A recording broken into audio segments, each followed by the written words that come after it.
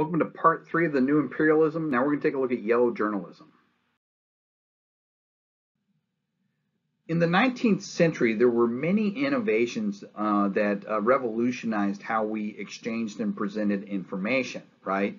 In 1825, a German inventor named Friedrich Koenig invented the cylinder press. Prior to that, anytime you printed material, you had your typeface up and you put one sheet at a time, pressed it down, next sheet would go on. It was a pretty slow process, right? But the cylinder press actually allowed you to roll a cylinder of paper across the typeface and produce sheets of printed material a lot faster. This design was improved upon in 1847 by a man named Richard Hoe in what became known as the lightning press. The Philadelphia Public Ledger first used the lightning press, which could produce 8,000 sheets of paper per hour, right? This is a lot faster. Okay, improved versions continue to come out that continue to increase the production rate. Samuel Morse in 1844 invented the telegraph, which allowed for the faster transmitting of information. Think about it.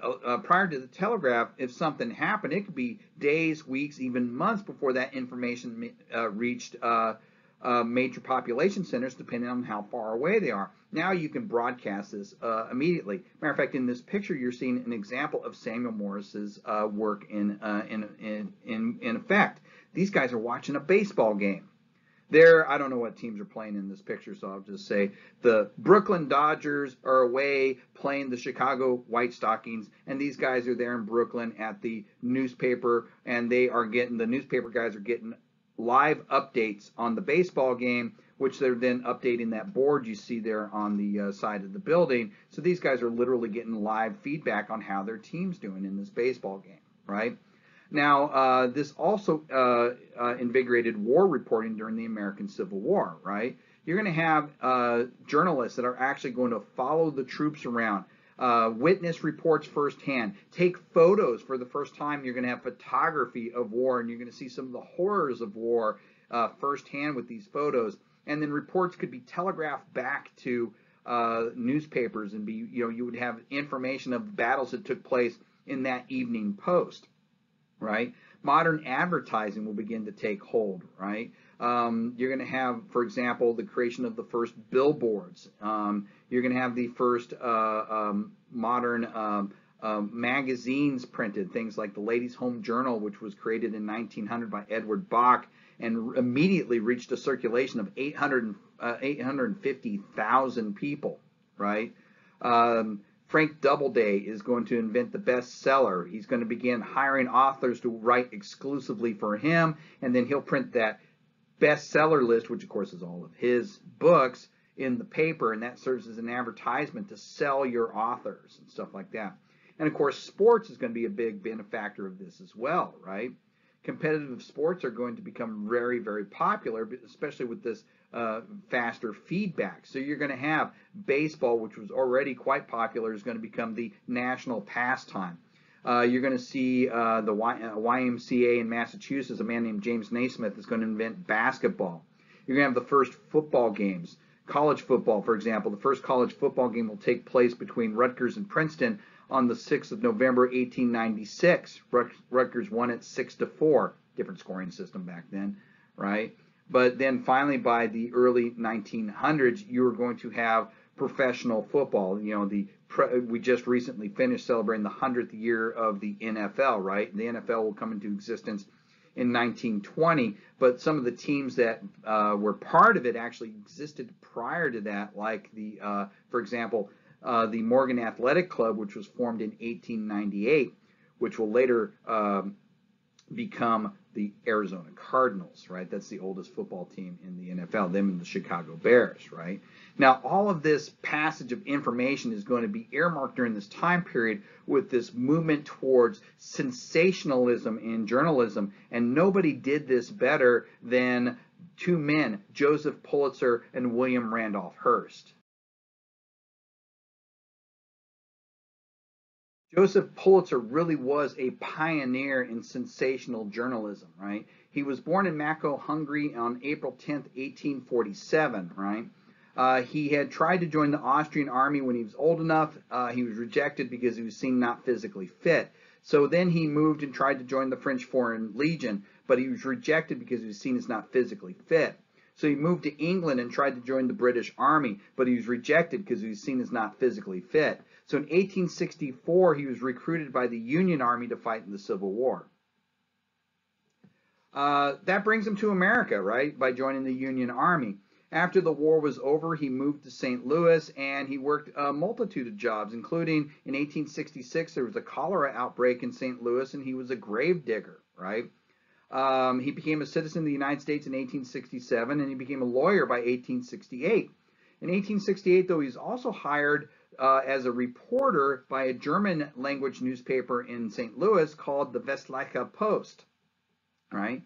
By 1878, he would buy his first newspaper of his own, the St. Louis Post and Dispatch, right, which he had purchased for $2,500. And then finally in 1883, he'll move to New York City and he'll purchase the New York World from Jay Gould, right? And Pulitzer will revolutionize the industry. I mean, he was an unusually aggressive and demanding and intelligent editor who fought important crusades on behalf of workers and migrants and the poor, right? He was a major innovator in the newspaper industry. He created Sunday papers. He expanded the women's and sport pages in newspapers. He published the first color comics in newspapers. But he also knew how to use reports tinged with sex and violence to sell newspapers. You sell the newspapers cheap, but you make the stories sensational, right? Headlines designed to draw the reader in, right? For example, when a man named Angelo Cornetti was subject to a pretty routine execution at Sing Sing prison in New York, the headlines for his execution stated, "Screaming for mercy, how the craven Cornetti mounted the scaffold," right? Truly sensationalized, right? Big time sensationalism. My personal favorite, though, was there was a Kansas City newspaper editor that shot a theatrical manager because they were both in love with the same woman. The headline teased, "All for a woman's love." And then you go through and read the story and find out that the newspaper editor shot at him, just grazed him, a non-fatal wound, and afterwards they went out and had a drink together. They got along fine afterwards. Now, like I said, these papers only cost a penny each. How are you going to make a bunch of money selling papers at a penny each? Well, simple. The more sensational the story, the more you can charge for the advertising by that sensational story. So Joseph Pulitzer would start this idea of sensationalism in journalism, and William Randolph Hearst would perfect it.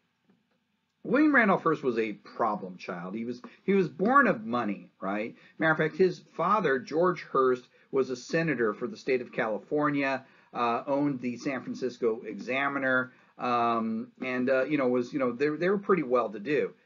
William Randolph Hearst has the distinction of having been kicked out of every single school that he's ever attended. That's a pretty good feat, including Harvard University.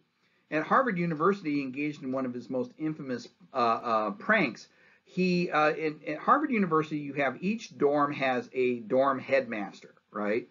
And what he did was he had some special chamber pots made. And these chamber pots, if you're not familiar with what a chamber pot is, it's, in the days before indoor plumbing, you didn't want to go walking out to that cold outhouse at 2 a.m. in a snowstorm, so you had a chamber pot by your bed, and you would do your business in that, and in the morning you'd dump it out the window or whatever, right? He had special chamber pots made that had the pictures of each dorm dean, dorm headmaster rather, in the bottom of it, and he thought it was funny as hell, and I think it's funny as hell. The headmasters of the dorms did not think it was funny as hell, and he got kicked out. Right. So finally, his father, George Hearst, asked him, said, "Son, we can't keep doing this," right? And it's his mom that keeps getting him in these schools, and he gets kicked out. He says, "Son, we can't keep doing this. What do you want to do?" And Hearst said, "I want to run your newspaper, Dad. That's what I want to do." So in 1887, George Hearst gave him the San Francisco Examiner, and he began emulating Joseph Pulitzer, right? He was an admirer of him. Until 1895.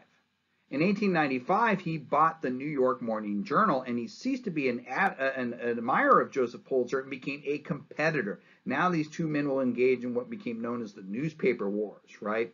And it's going to be pretty heated. I mean, William Randolph Hearst was not afraid to create huge spectacles in which himself was the center of in order to gain attention and sell newspapers. For example, one of the very first things he did when he took over the New York Morning Journal is he went across to Pulitzer's World and he offered a significant pay raise to the entire Pulitzer staff to come over and work at the Journal instead. And all but one of the staffers of the World walked over, quit, and joined the Morning Journal.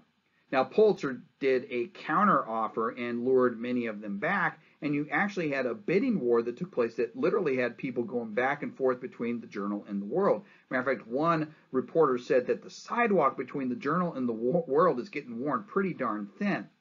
This is a very public spectacle, though, right? Circulations of both these newspapers topped 1 million copies per day. I mean, they were huge. Right? And then finally, we end up having what leads to that term yellow journalism. The term yellow journalism itself comes from a cartoon called The Yellow Kid. This is where we get that term yellow journalism for sensational reporting. And again, it's all part of Hearst and Pulitzer's newspaper war, right? The Yellow Kid was a single panel cartoon that was drawn by a humorist named Richard Outcault. And they were like this one here. Some of the characters are actually a little bit what we today would call socially insensitive. So, you can Google them if you want. At any rate, you have this, bulk, jug-eared, buck-toothed caricature adorned in a yellow shirt, the Yellow Kid, usually with a drink in the hand and some pithy statement on it, right? And he began being featured in in Pulitzer's World in 1896, right? Well, in the fall of 1896, Hearst lured Outcault to go draw for the Journal instead and made such a big production of it that there was a color headline for the Journal that day with the Yellow Kid in the center and a marching band behind announcing the arrival of the Yellow Kid to the New York Morning Journal. And that same day, an actual marching band with a person dressed as the Yellow Kid marched from down the streets of New York from the World to the Journal. Like I said, huge sensationalism. Pulitzer is going to try and keep pace, though. What he'll do is he'll hire a different artist, George Lux, to draw the Yellow Kid for him, right? Copyright infringements, this wasn't really a big deal back then. So you actually had, for a time in New York, 2 Yellow Kids, right? And that's why they began to refer to these the sensational back and forth in the newspaper wars as yellow journalism. So you got these 2 journalists trying to sell newspapers, and I mean, they're always looking for some reason to sell a newspaper, some way they can sell more papers. And what better way to sell newspapers than to report on a war?